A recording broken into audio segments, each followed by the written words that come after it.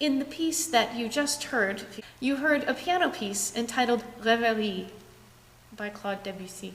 This means reverie. You're lost in thought, in contemplation.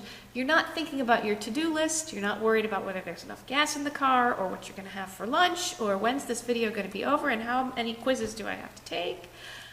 You're just sitting there gathering the impressions of your senses. So how does the musician do it? Well, Impressionist musicians give us impressions by doing several things. One way they do it is by the use of ostinato. That is, repeated patterns over and over again. In this case, on the piano, blurred with the sustain pedal.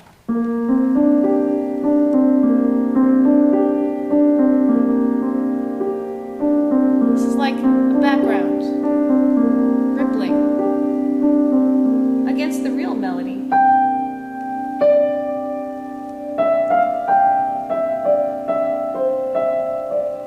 And even that melody is not particularly rhythmic.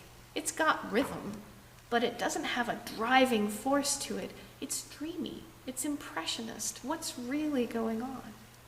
Later on in the piece, the composer uses another technique that's quite common to impressionist works. And that is a technique where you take all the chords that you want to play, all the harmony, and you move them all at the same time.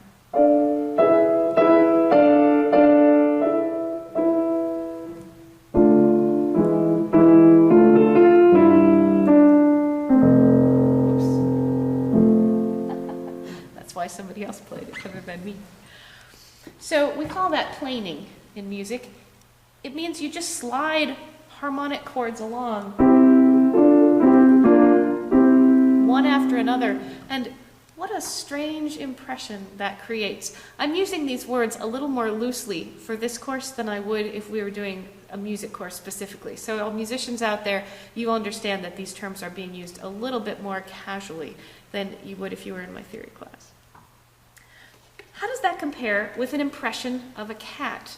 We've already talked, perhaps, about the image of this cat and how the lines are curved. The details are there. There's an eye and some ears, but it's not clearly defined. And this cat is blue. I don't actually remember having seen a blue cat lately.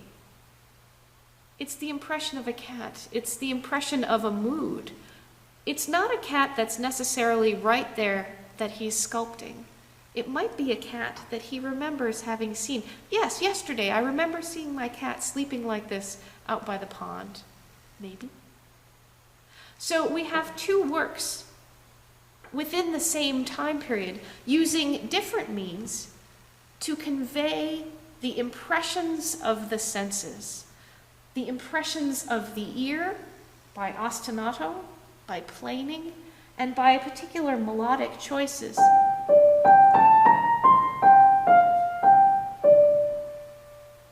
That evoke not stories, but single impressions, responses.